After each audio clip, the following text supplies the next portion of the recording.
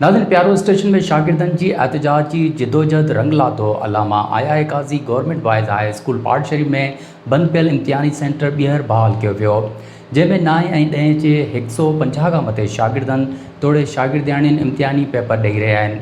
उन हवाले सां पेश आहे महबूब न्यूज़ जे रिपोर्टर तनवीर मेमण जी हीअ रिपोर्ट। नाज़रीन, असां महिल मौजूद आहियूं प्यारो स्टेशन जे भरिसां पाटशरी में, पाटशरी जी अलामा काज़ी गवर्नमेंट हाई स्कूल पाटशरी में, जिथे जेको आहे सो इम्तिहान हलनि पिया 9 ऐं 10 वारनि जा। ऐं जेको आहे सो ताज़ो ई जेको आहे सो सेंटर इम्तिहानी सेंटर तो जेको आहे सो कैंसिल कयो वियो, वरी बहाल कयो वियो आहे। इन मौक़े ते जेको आहे सो शागिर्दनि ऐं उस्तादनि खां पुछंदासीं त हुनजो छा चवणु आहे।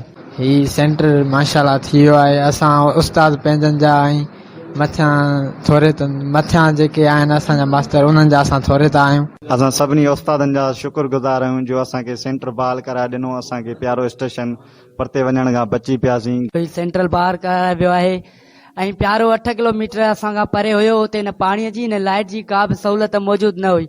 उन खां वधीक असांजूं नियाणियूं जेके दरबदर थी वञनि हा उते, उन्हनि जो को बि माना उते मालिकी न कई वञे हा।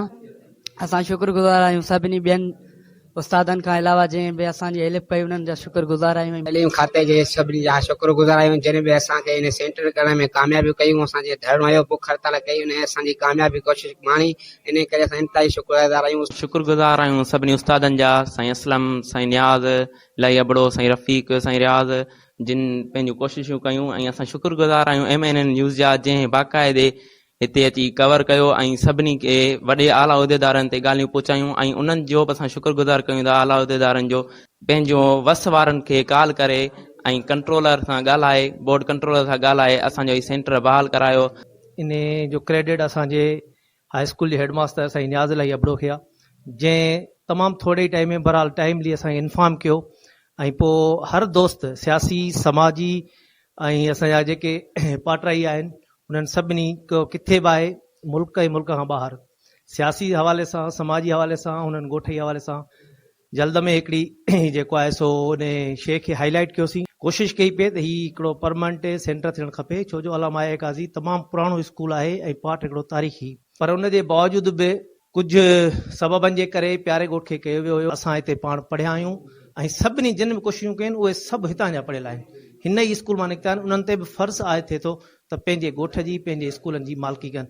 ऐं असीं उमेद कयूं था स्कूल इंतिज़ामिया खां, हिकिड़ी सिंध ग्रेजुएट्स एसोसिएशन जे हवाले सां आहे त असां जेको राब्तो कयूं पिया त उन्हनि जो पॉज़िटिव रिस्पॉन्स अचे पियो। ऐं उहे माण्हू न सिर्फ़ु सिगा जे करे, पर उहे उन पंहिंजे पाठ सां मोहबत जे करे ऐं उन पाठ जी हाई स्कूल सां मोहबत करे, छो जो हू पाण हितां जा पढ़ियल आहिनि ऐं उन्हनि ते फ़र्ज़ु बि आहे। MNN TV आहे, मां उन जे जेको चीफ आहे उनजो बि इंतहाई शुक्रगुज़ार आहियां प्यारे महबूब जो।